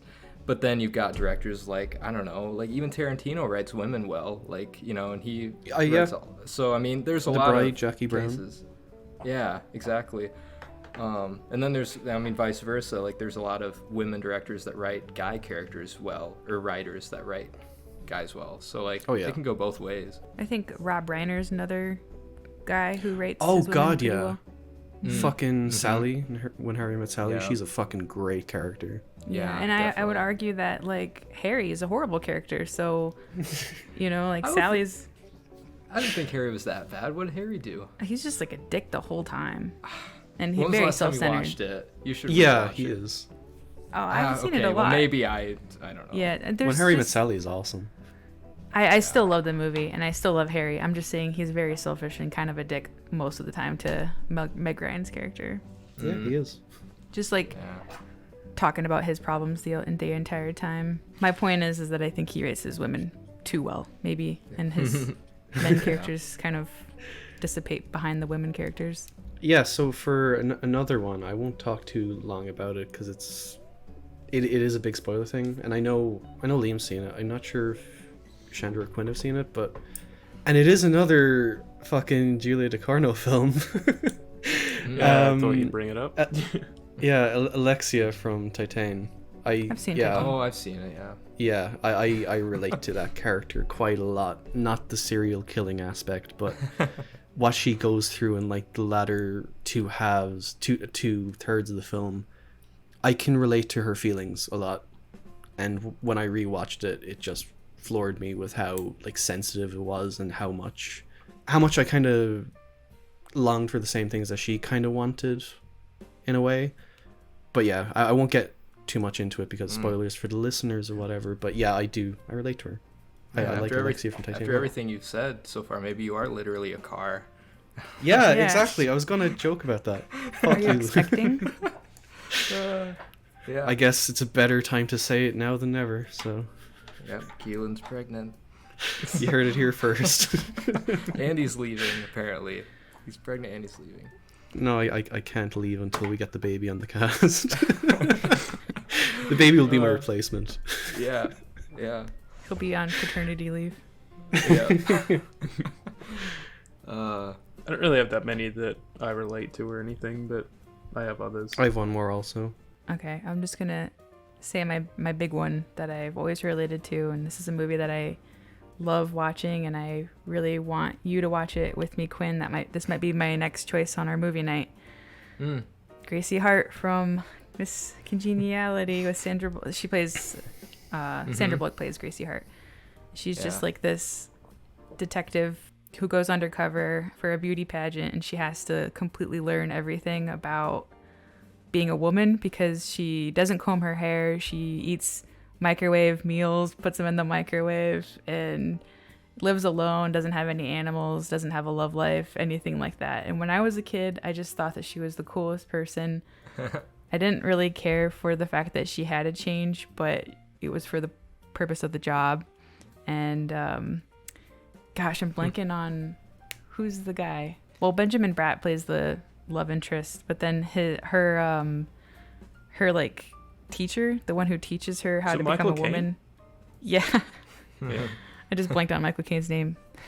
But he's hilarious in that too. And their dynamic is really funny in the movie. Just a overall really wholesome, fun, stupid movie. And I love all the hoops that Gracie Hart has to jump through in order to like become a woman. Like she has to get waxed and wear tight dresses and not eat donuts, and she can't, slouch and things like that. And I'm just like, oh gosh, if I was ever that person, I would be horrible. I kept thinking you were saying Greasy Heart. I just looked it up. I was like, what the fuck? Her name is actually Greasy Heart. Greasy. I guess I saved the most literally me character for last as well, I suppose. Old Dolio in Kajillionaire is probably the most relatable character I've ever seen on the fucking screen. Everything about her, like I know Liam's. I'm not sure if Quinn or Shandra have seen it. Haven't seen but, it. But yeah, she's kind of like an androgynous type of figure, and she's kind of always following suit to her parents and what schemes they're up to. Like they're all jobless, but they're all trying to get by in various different ways, whether it be theft or like coupons or whatever, that type of thing. And they're living below like a soap factory. The arc that she goes through in it is something that I'd like to achieve, and like kind of sort of getting out of your shells sort of thing, because in like the first two acts she's very much like insular. She's following her parents and what they're doing, and it's only when what's her name character Gina Rodriguez character, when she comes along, it all kind of flips for her. But she is a very relatable character to me, and it's part of the reason why I hype that film so much, because of how much of myself I see in her, in the way she acts, even the way she moves. I can kind of see in myself in some ways. She's kind of awkward getting around, which is like me as well. But yeah, no, she is probably the most relatable character. Yeah, the most relatable character I've ever seen, probably. Wow. I love her. Love that movie. Solid 7 out of 10. Hey, come on. I'm just being honest. did you have you wanted to like quick name like your guy characters? Enough of this woman talk. I'm not gonna. Yeah. Let's bring up the men. All right. Quinn's heard me say this a million times. Who you think I'm gonna say? I'll know it when you say it. I'll know exactly when you say it, but I don't know. Just I'm blanking. Well, Don Martello from Don John. Oh fuck yeah. What? I love Don John. That's Joseph Gordon-Levitt's character in that movie is like so. I love that movie. Period. Like everything, the way that it's edited, the structure of it, how Scarlett Johansson's a fucking bitch in it. But like this movie, I mean, I'm not saying like I'm addicted to porn or anything like that, but like how he gets emotionally attached, not emotionally attached. He gets like too attached to porn, and then he just like doesn't understand the emotional development that like a real human could have. You know, like Liam. What? Ghislaine Moore and him are just great. I love them. Their dynamic in that movie too, and it doesn't help that I'm never gonna forget one of my friends telling me that I walk like Don John. So that's gonna be forever engraved in my brain. Is that I walk still haven't like I have this noticed strut. that yet. I still haven't noticed the walk yet, but maybe you've corrected it. Maybe since. I have just subconsciously corrected it, but yeah. Maybe just perfect a New Jersey accent. Yeah, maybe I will, and have gel in my hair. Yeah. Slick it back. Another one I say a lot of the time is Martin Riggs, played by Mel Gibson in the Lethal Weapon movies. I love that character so much, and sometimes when I'm not wearing makeup and I wake up in the middle of the day, I look like Mel Gibson sometimes.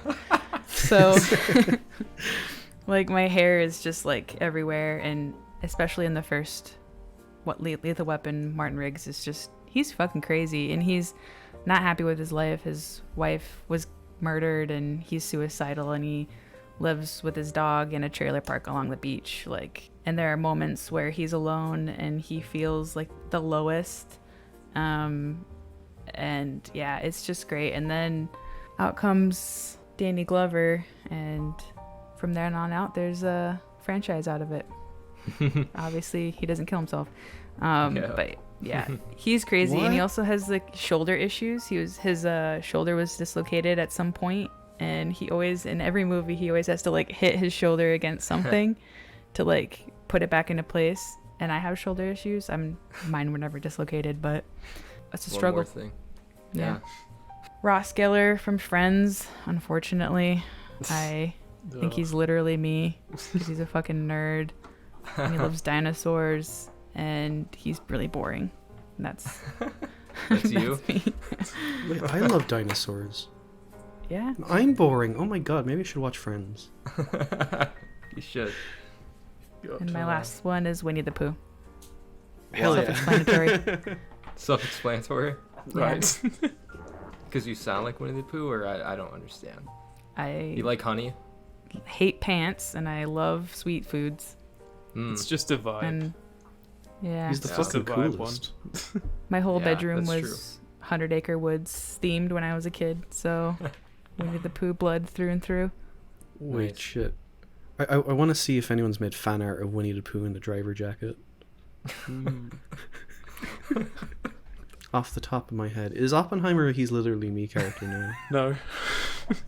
It can be. That's the thing. I think it can. It's whatever. If it can apply to yourself, then you can say they're literally. Keelan didn't Like if. make the atomic bomb, so I'm not gonna allow it. Nah, come on. Do But you it's just dress a really vibe. sharp? No, I he do. doesn't. I do. No, you I don't. do the whole suit up scene like in the mirror every morning. Putting on my hat. He's wearing it right now, but we just can't see it. Yeah, I suppose just a few quick ones. I won't really go into depth, like I'm just looking through my letterbox. But I did find myself relating a lot to fucking Sammy Fableman from The Fablemans.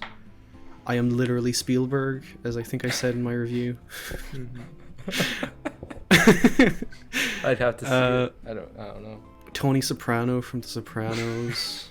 Self-explanatory. I do relate a lot to Another Round, all the main four characters in that. Shit. They're yeah. very relatable characters. Fuck, Yeah. And also slightly Jesse Plemons in I'm Thinking of Ending Things. Sort of relate That's to. a huge one for me. But like, I don't think I'd seen quite that a relatable movie. Character. Had I seen that movie When you at did the time? episode. I think I had, but I didn't mention it. Rambo, obviously. Joker, obviously. Yeah, I think I brought up the main ones for me, really. In recent memory. Maybe Jigsaw from Saw. I mean, also like fucking the guys from American Movie. There was a lot of relatability there for me. True. In terms of wanting to be involved in films and such. Yeah. Well, Ed Wood is a better one for that. But yeah, I think that's about it. I think that's about it. Nice.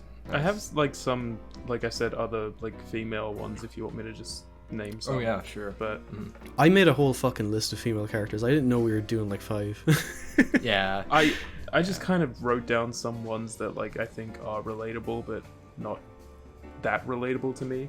But I wrote down Kate Winslet in Eternal Sunshine. I think she's quite a relatable character. Dani from Not Okay. I actually. Oh yeah. I mean, she's relatable in a kind of weird way. Like, I mean, I don't like thinking about the fact that I relate to her, but I kind of do sometimes. Harper from Men is very relatable.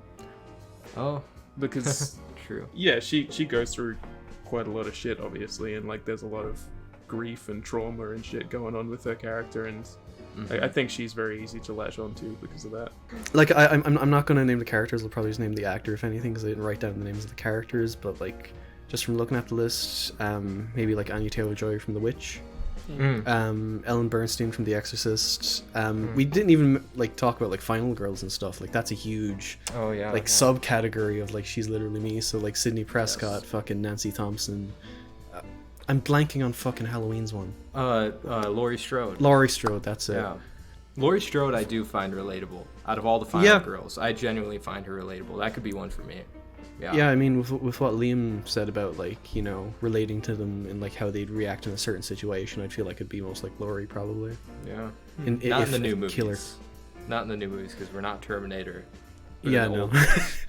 Maybe in Halloween Kills, where she's just in a bed the whole movie. I'll just be laying in a hospital bed. That's me. We got Alma from Phantom Thread. Fucking incredible character. One of the greatest female characters of all time. Another one written by a man. It's great. Yeah. The main three from The Favorite. I'm sure there's literally me in all of them.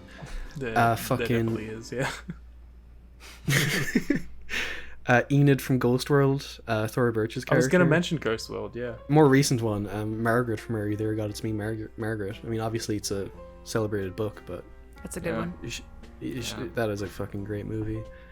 Another Evan Rachel Wood character, fucking Tracy from 13. Like, I feel like a lot of girls might see themselves in that, because that is, like... It's quite an extreme movie in terms of, like, what it goes into. But I feel like a lot of people... Like, I remember seeing, like, GIFs of it on, like, Tumblr and stuff back in the day, but yeah, I feel like a lot of people could latch onto that. The main two from Ginger Snaps, I think... I found that sort of relatable when I watched it. Like, especially the younger sister. Fucking... What's her name from Promising Young Woman? Like, that's another modern She's Literally Me character. Yeah, she totally could have been in that group, yeah. And the final one I'll mention, Fiona from Shrek. Yes. I did actually have that on the list. Yeah. She's a good character. Good shit. You didn't have Mithrigan? I did. I just didn't mention it. Really? Yeah. I was joking. Oh, wow. She is literally me. I'm literally a robot. Yeah. I do girl boss bands. I do. One more I'd like to mention, because it's probably my favorite character of all time. Fucking Marge Gunderson from Fargo. Yeah. Frances McDormand's character. Incredible character. I love her so fucking much. Frances McDormand is fucking perfect in it.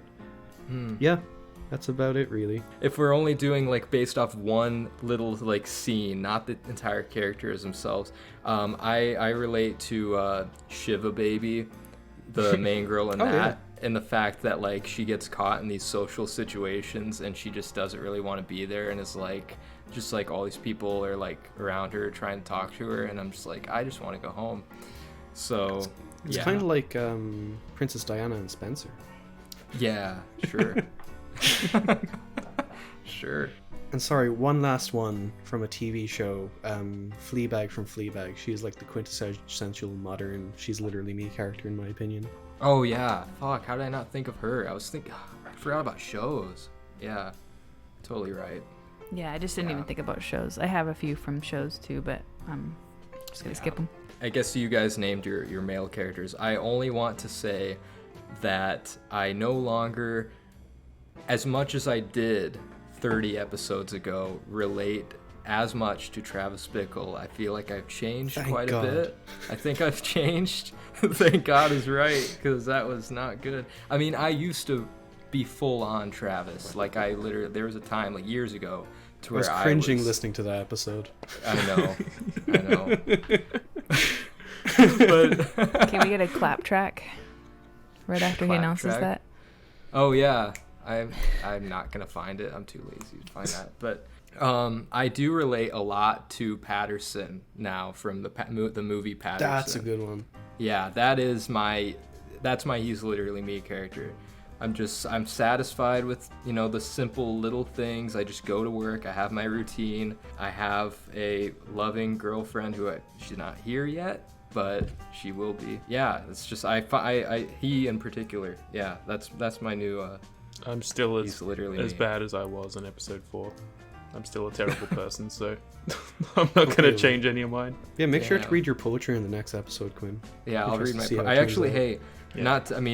Talk about cringe, but like after first watching that movie, I actually did start writing my own poetry. I don't know, I probably threw it away, but that's cool though. That's good. Yeah, I don't know. I mean, I tried. I relate to Donatello from the Ninja Turtles. He's so cool. Well, if that's all of our characters, then we could get on to listener questions, baby. All right. Fuck yes. I'll get into our 2 questions that we got. So, from Sarah's Popcorn Chat, she asked, what are some of your favorite scores from recent cinematic releases? Off the top of my head, speaking of it, the fucking new TMNT score is fucking amazing. It is absolutely fucking outstanding. Like, it was by Trent Reznor and Atticus Ross for some reason, and it's fucking slaps. It is so good. Nice. The only ones I can think of from what I've seen this year I actually listened to the score outside of the movie, but Beau is Afraid. I did listen to that, and it's still great outside of the movie, but obviously works better in the movie. But it's just a great one. And also Oppenheimer. Oppenheimer is amazing. Of course. Yeah. For sure, Oppenheimer. Yeah, I listened to the Oppenheimer one outside of the movie too. I haven't done that yet, but I want to. It's epic. I really like the score for Blackberry, even though it was mostly licensed music in that, but the score that was there, I thought it was pretty fucking cool and pretty engaging. Banshees of Inisherin had a fucking incredible score. I love the score for that one. Bones and All, another Trent Reznor Atticus Ross score. I love the score for that. It's beautiful. It's kind of sounds like fucking Gustavo Santaolall's score for The Last of Us a bit, in my opinion, which is kind of using acoustic guitars and some ambient noise as well. It's a really fucking good score. I liked the score from The Whale quite a bit.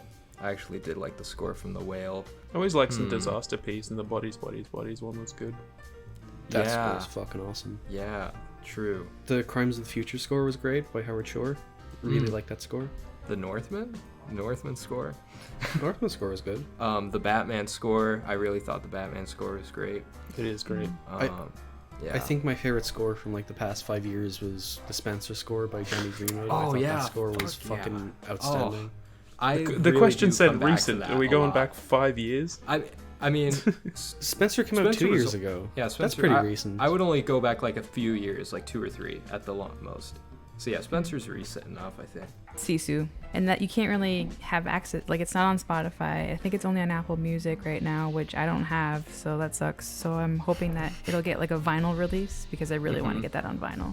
The Green Knight. Yeah. I love the score for Nope as well. Dungeons and Dragons, even though that's again licensed. I mean, Tame Impala. That song is. I love that song. The actual score is really good as well. I forgot about that. I have to listen to it. I haven't listened to it. Oh, I haven't listened to it, but in the movie I thought it was pretty good. They cloned Tyrone. Did I already say that? That one. No. That one had a pretty good I'm really looking forward to that. score. Unironically, I really like X's score, like Chelsea Wolfe and Tyler Bates. Mm. I'm a fan of Chelsea Wolfe anyway, so it's cool seeing her do a score. And I'll throw Terrifier 2, that score in there. I like the old retro horror music. I can barely remember the score for that. Really? I just remember a lot of like synths and stuff. It was muffled by all the screams. All the screams and all the stabbing. Yeah. Art was just way too loud in that movie. He should tone it down in Terrifier 3. I know, right? He speaks too much. Last question from movies that don't suck. You guys excited for Killers of the Flower Moon? Will Scorsese win his second Oscar? Yes and no. I would agree, yeah.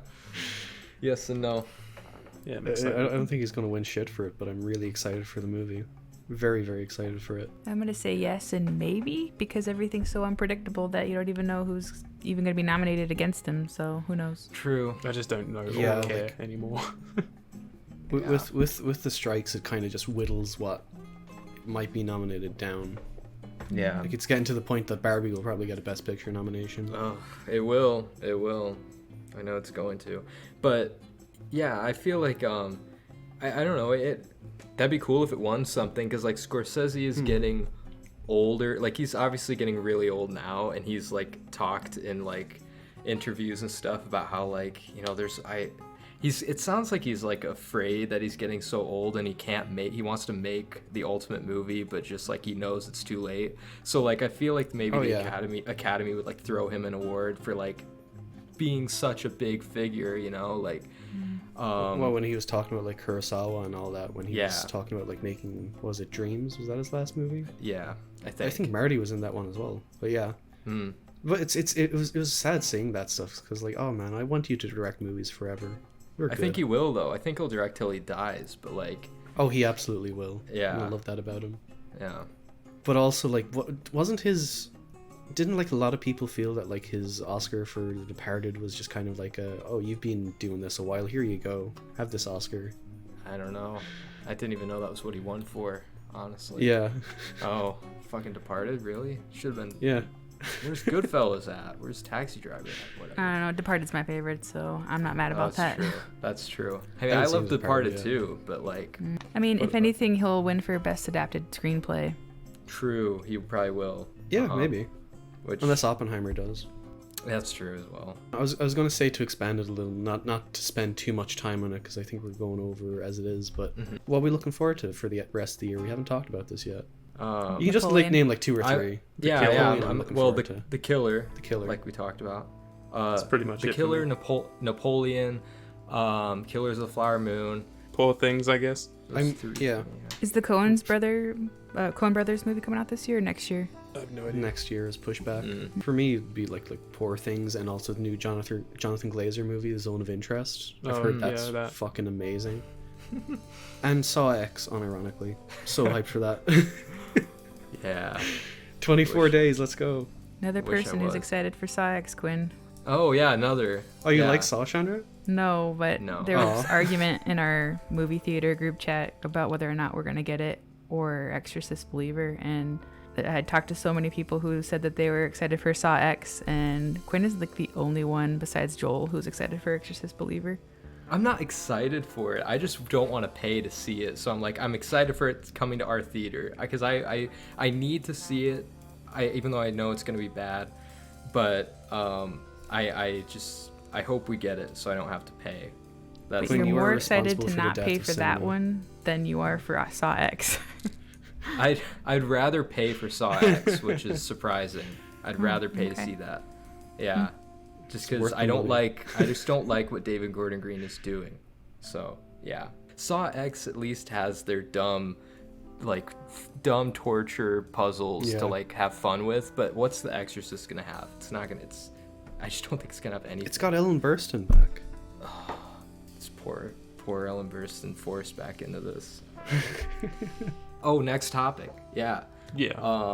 So whose turn? It's Liam's turn for the next topic. It is my turn. I thought of one, but I don't know how you guys will feel about doing it. But I was actually thinking of doing another director episode. And it's kind of a more appropriate one, considering what's happening with like me at the moment. Basically, because his final film is going to come out soon, I was thinking of doing Hayao Miyazaki. Oh my god. Yeah, talking about all of his films, because I think the new film that's going to come out eventually is his final film. He said it's his final film. It's his 13th film, so he has like 12 others, but we don't have to watch all of them. I don't mean like a director episode where it's like do all of them or whatever. Like, just if you want to watch a handful of them, we can talk about them and just go through his filmography and stuff and talk about him. But yeah, that was my idea. I've literally only seen My Neighbor Totoro. Yep, you're gonna have homework, but you know, I'm gonna have a lot of watching to do. Yeah, trust me, it's worth it. Like, I think he's a fantastic I'm excited director. for it. Like, I love his movies. Like, from what I've seen, and there's only like maybe 2 where I've said that they're like a little bit lesser, but that could be an interesting one. Look, I'm glad you actually recommended it, because it gives me a push to watch Spirited Away for fucking finally.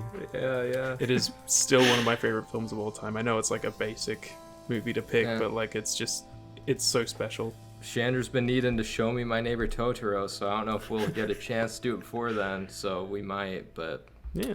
If you and Kath come over, we can watch it on VHS, original English dub. Yeah. Kath would probably we enjoy could do watching some of those with you as well. All right, well, that's about it. So you can find me at Views by Quinn on all the social medias. Just check out the link tree in the description of the bio or the podcast. And thank you. Yes, and you can find me at Movies Music Me on everything. Check the link tree in the bio. You'll find it all.